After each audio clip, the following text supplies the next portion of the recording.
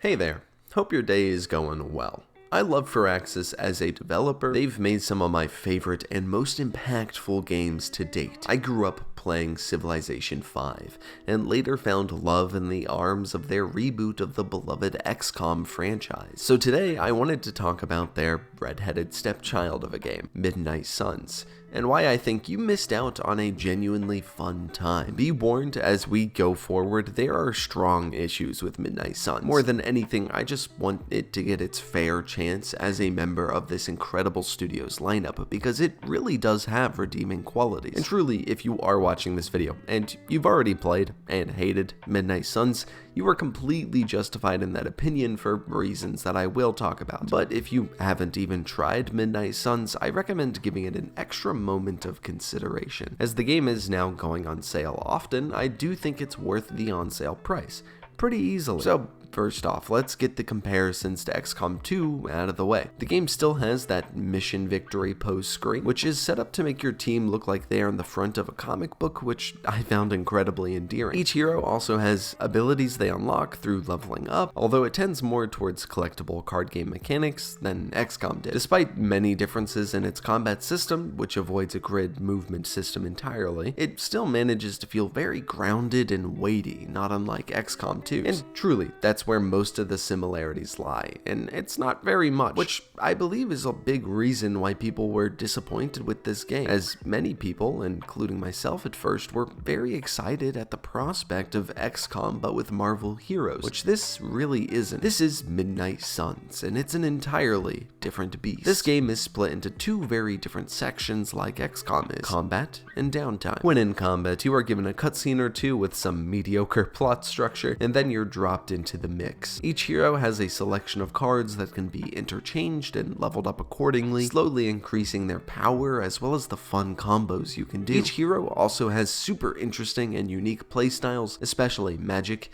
who's all about creating portals that you shove enemies into so they fly into each other.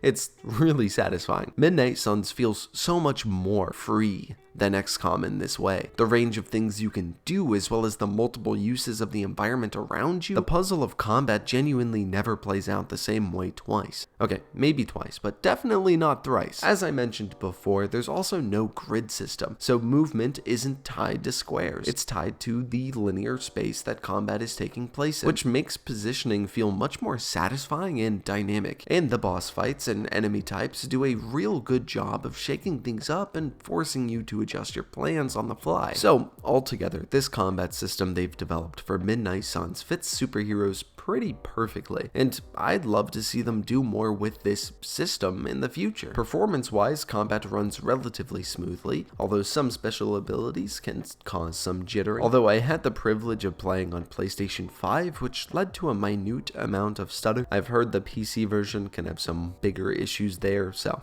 do keep that in mind and do your own research if that's something that worries you. But this does bring me to the subsection of the game that I do have massive issues with: the downtime. In XCOM 2, downtime meant recruiting new units, customizing them, researching new weaponry, those kinds of things. In Midnight Suns, it means the same things minus recruiting, but it also means relationship simming. And I'm gonna be straight with you. This was not needed. Even if this was excellently written, it would still be the weakest part of the game. But sadly, this is not only the weakest link in Midnight Suns' design, it's also really shittily written.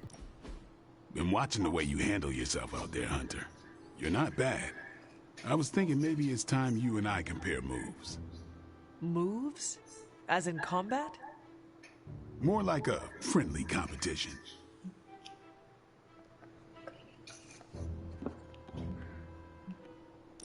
A friend?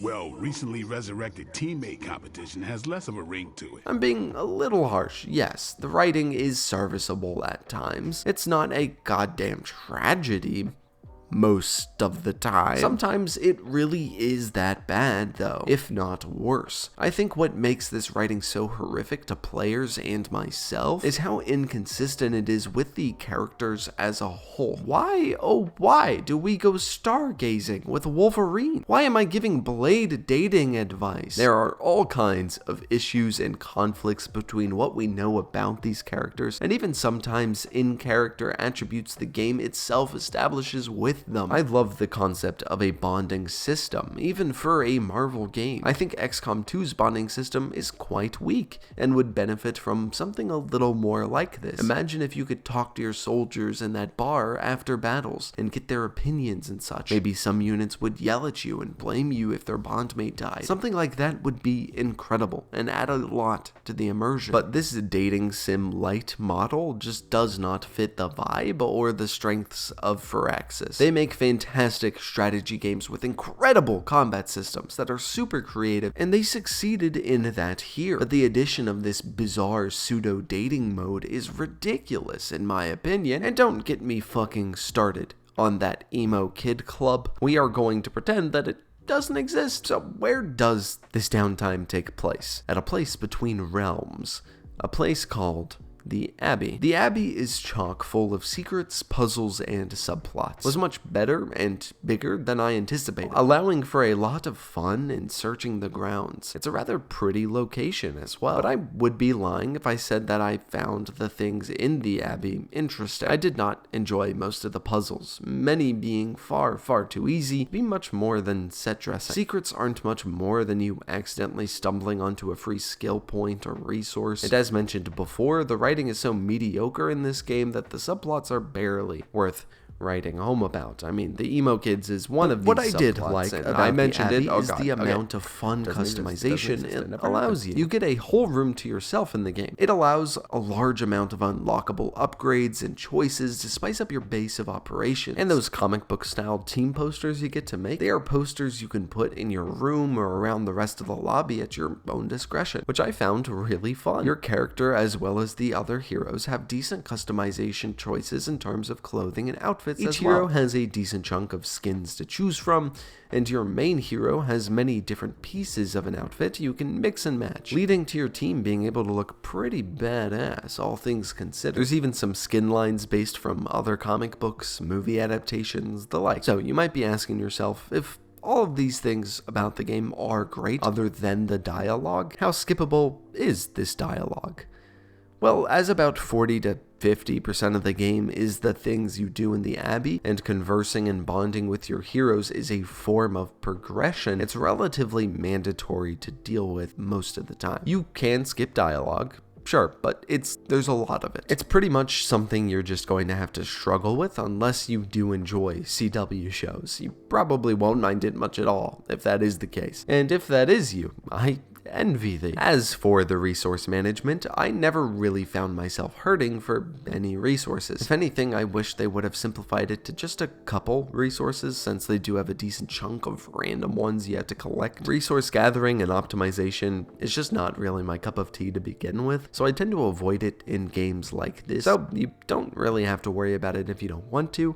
I imagine there's some depth there if that is something you care about, but it's not something I care about. So overall, this game is deeply flawed, and while you've probably mostly just heard the negatives, at least when this game first came out, I do think it's worth playing if you enjoy Firaxis games. I've had an absolute blast with it, even despite its shortcomings, and the combat is so fun and addictive. It's the main part that has me coming back. So yes, I recommend Midnight Suns for you fellow Firaxis fanboys, but definitely not at its full $60 price tag. Wait for one of those sales, I'm serious. I definitely say it's worth like $30 or less for sure. Also, Nolan North came back to voice Deadpool in the DLC, so I mean, that's a pretty big reason to check this bad boy out at least one more time. Anyhow, thank you so very much for watching. I hope you have an absolutely lovely day.